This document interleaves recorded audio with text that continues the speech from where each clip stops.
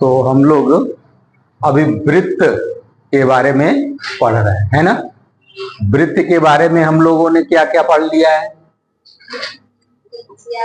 सभी परिभाषा याद कर लिया है, हैं? तो हम लोग अब क्वेश्चन देखते हैं, ठीक है।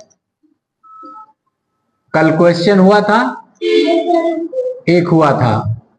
दूसरा क्वेश्चन अगर देखिए, वृत्त का व्यास ज्ञात कीजिए।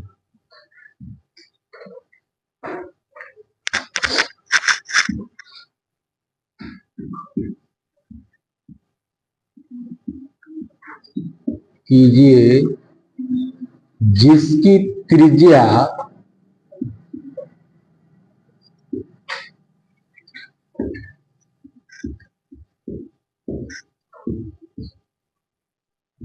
3.5 सेंटीमीटर है। हो जाएगा, ये हो जाएगा ना? ठीक है, इसको करके दिखाइए। ठीक है, तो जिनका आ गया तो ठीक है, जिनका नहीं आया वो देख लीजिए। ये देखिए क्या दिया है, देखो सवाल सीधा फंडा है। आप एक बार, दो बार, तीन बार, है ना, जब तक प्रश्न समझ न आए, प्रश्न को आप बाकायदा समझ लीजिए। चित्र बनता है तो उस चित्र को बना लीजिए, ठीक है। उसको पहले पूरी तरह समझ लीजिए कि क्या दिया हुआ है और क्या हमसे पूछ रहा है। प्रश्न पूछता ही है, आंसर पूछता है ना, तो उसमें दिया रहता है। जो दिया है उसको आप लिख लीजिए और जो पूछा है वो भी लिख लीजिए। अब जो पूछा है उसके बारे में आप सोचिए कैसे निकाला जा सकता है, ठीक है। तो सवाल पढ़िए, वृत्त का व्यास ज्ञात कीजिए। इसको क्या करना है? व्यास को ज्ञात करना है। क्या करना है? क्वेश्चन मार्क लगा दिए। इसका मतलब क्या हुआ कि हमको वृत्त का व्यास ज्ञात करनी है, जिसकी त्रिज्या 3.5 सेंटीमीटर है। तो वृत्त की त्रिज्या दी हुई है। किस क्या दी है? वृत्त की त्रिज्या, रेडियस है ना, r 3.5 सेंटी, यही दिया है और यही पूछा है ना। वृत्त का व्यास पूछा है और वृत्त की त्रिज्या दी हुई है। तो वृत्त हमको मालूम है कैसा होता है। ये हो गया वृत्त। वृत्त की अब त्रिज्या क्या होती है? ये वृत्त की त्रिज्या r ऐसे होती है ना। अच्छा, यही 3.5 सेंटीमीटर दिया हुआ है। अब इसमें बताइए पूछा क्या है? तो चित्र में व्यास कहां है? नहीं है। अगर हम इसको यहां मिला दें तो ये ए बी क्या हो जाएगा? व्यास। यानी ए, अच्छा यहां ए है, ये बी हो जाएगा, ठीक। तो ए बी हमारा क्या हो गया? व्यास। यही पूछा है ना। इसको किससे डिनोट करते हैं? इतना समझ में आ गया।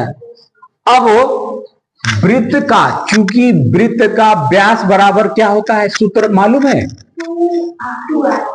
वृत्त का व्यास, यहां अब आप डायरेक्ट सूत्र लिखिए। d बराबर क्या होता है? 2 होता है ना, यही ना। ये निकालना है, ये दिया हुआ है, ये सूत्र होता है व्यास का, होता है कि नहीं? अच्छा, अब ये जो सूत्र है उसमें d हमको निकालना है और r हमको चाहिए। क्या सवाल में r दिया है? दिया है। तो सीधा फंडा है, आप लिख के 2 × 3.5, ठीक, मल्टीप्लाई कर दीजिए, कितना आ जाएगा? 7.0 सेमी। अगर ये रेडियस सेमी में है तो ये भी सेमी में होगा, अगर ये मीटर में है तो ये मीटर में होगा, है ना। जिस यूनिट में रेडियस होगा उसी यूनिट में व्यास ज्ञात। समझ में आ गया? चित्र भी समझ में आ गया? ठीक, कॉपी कर लीजिए। तो देखिए इस सवाल में क्या दिया हुआ है, पहले दिया क्या है, वृत्त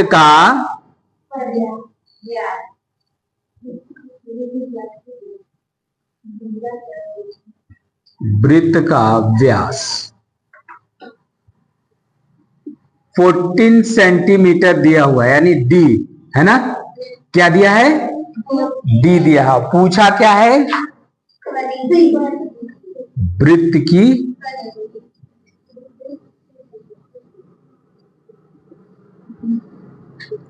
परिधि। यही चीज दो, यही वृत्त की परिधि पूछा है और वृत्त का व्यास दिया हुआ है। अब आप सूत्र लिखिए जिसका आपको ज्ञात करनी है। क्या ज्ञात करनी है? वृत्त की परिधि। तो वृत्त की परिधि का सूत्र मालूम है आपको? मालूम है तो लिखिए पहले, वृत्त की परिधि बराबर 2 पाई, यानी C इक्वल टू 2 पाई।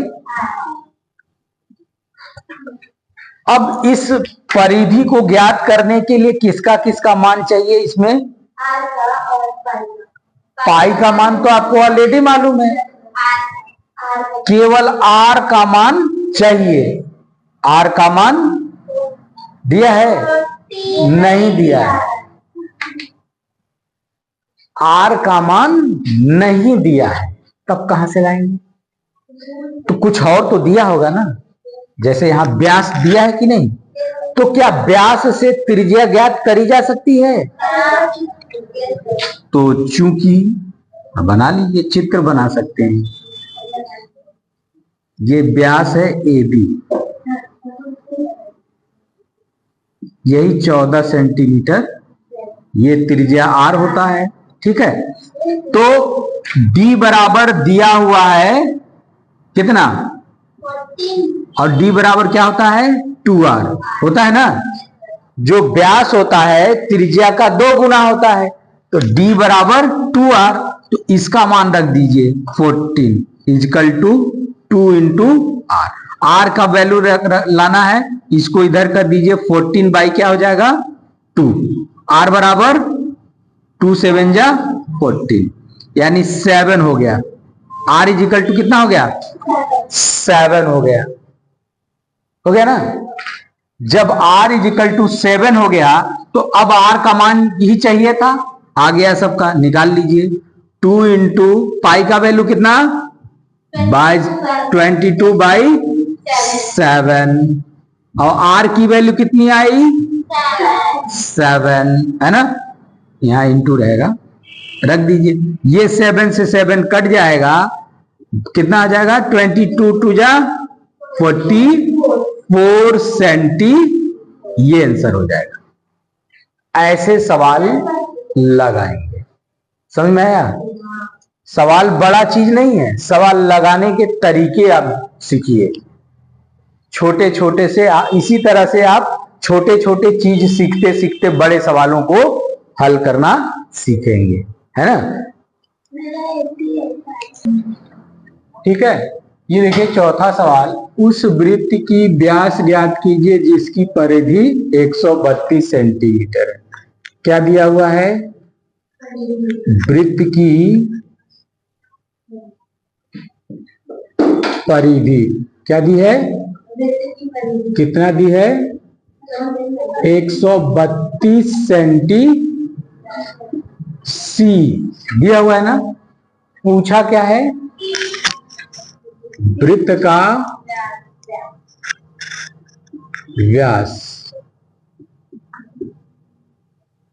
इसको आप डिनोट करते हैं D से।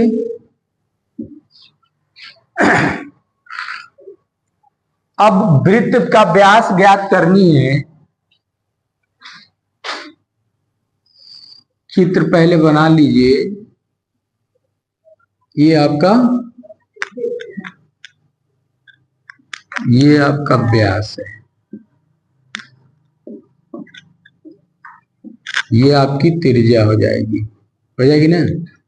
और ये परिधि है, ये क्या है, ए से चलकर ए तक आने में चली गई दूरी है ना, ये परिधि है ना।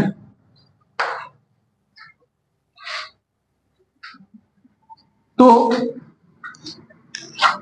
हमको व्यास ज्ञात करने के लिए, क्योंकि वृत्त की क्या दिया हुआ है, वृत्त की परिधि, तो वृत्त की परिधि बराबर क्या होता है, वृत्त की परिधि, परिधि का सूत्र पूछ रहा हूं।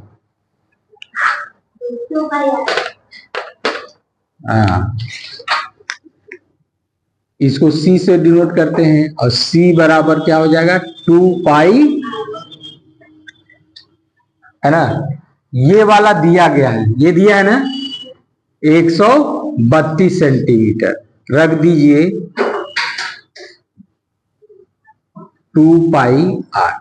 इसमें से R ज्ञात करनी है, क्या ज्ञात करनी है, R हम ज्ञात कर लेते हैं, तो इन दोनों को ट्रांसफर करेंगे तो क्या हो जाएगा, 132 बटे 2 पाई हो जाएगा ना। जब 2 पाई को इधर ट्रांसफर करेंगे तो 132 के बटे में आ जाएगा।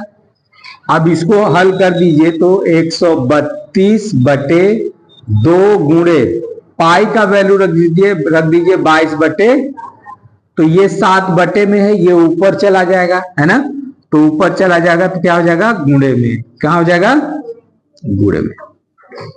नीचे क्या हो गया, 2 गुणे 22, इसको काट दीजिए, 2 छक्का 12, 2 छक्का, अब 22 तिया,